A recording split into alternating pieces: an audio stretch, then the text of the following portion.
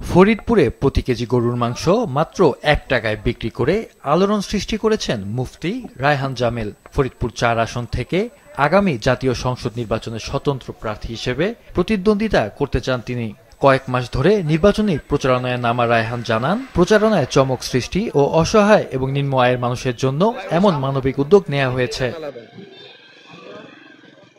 বৃহস্পতিবার বিকেল থেকে সন্ধ্যা পর্যন্ত ভাঙ্গা উপজেলার বিভিন্ন স্থানে ঘুরে ঘুরে মাত্র ১ টাকা কেজি দরে গরুর মাংস বিক্রি করেন রায়হান জামিল। তিনি আরও জানান, ভবিষ্যতেও এ ধরনের উদ্যোগ অব্যাহত থাকবে। তার এমন মানবিক উদ্যোগকে সাধুবাদ জানিয়েছেন এলাকার মানুষ।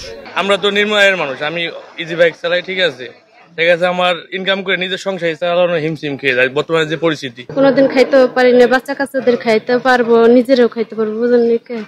এর আগে ফরিদপুর ৪ আসনের সদরপুর উপজেলার বিশ্ব জাকের মঞ্জিল উচ্চ বিদ্যালয় মাঠে ১০ টাকায় প্রতি পিস ইলিশ মাছ বিতরণের আয়োজন করে বিপাকে পড়েছিলেন রায়হান জামিল। কারণ আয়োজনের তুলনায় প্রচার ছিল অনেক বেশি আর উপস্থিত মানুষের তুলনায় মাছ ছিল অপ্রতুল।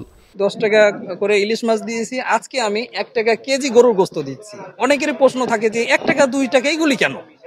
আসলে কারণ হলো, যারা গরিব অসহায় মানুষ থাকে তাদের পক্ষে তো সঠিক দাম দিয়ে কিনে খাওয়া সম্ভব হয় না। আমি যখন ১ টাকা ২ টাকা করে মানুষের কাছে বিক্রি করব, তখন মানুষ নির্দ্বিধায় নির্বিঘ্নে এবং কোনো রকম সংকোচবোধ ছাড়াই তারা সহজেই এই পণ্যগুলো বা এই জিনিসগুলো তারা কিনে খেতে পারবে। ভিক্ষা মনে করবে না, দানও মনে করবে না, কারণ তারা টাকা দিয়ে কিনে খাচ্ছে, যদিও পরিমাণে কম হোক। এই জন্য আমি ১ টাকা ২ টাকা দিয়ে বিভিন্ন জিনিস বিক্রি করি, যাতে করে সবাই যেন সহজে কিনতে পারে।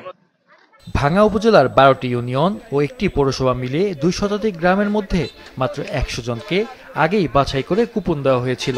এছাড়া চলার পথে ভ্যান চালক ও রিকশা চালকদের ১ টাকা কেজি দরে গরুর মাংস দেওয়া হয়, যা অনেকেই প্রচারমূলক কৌশল হিসেবে দেখছেন।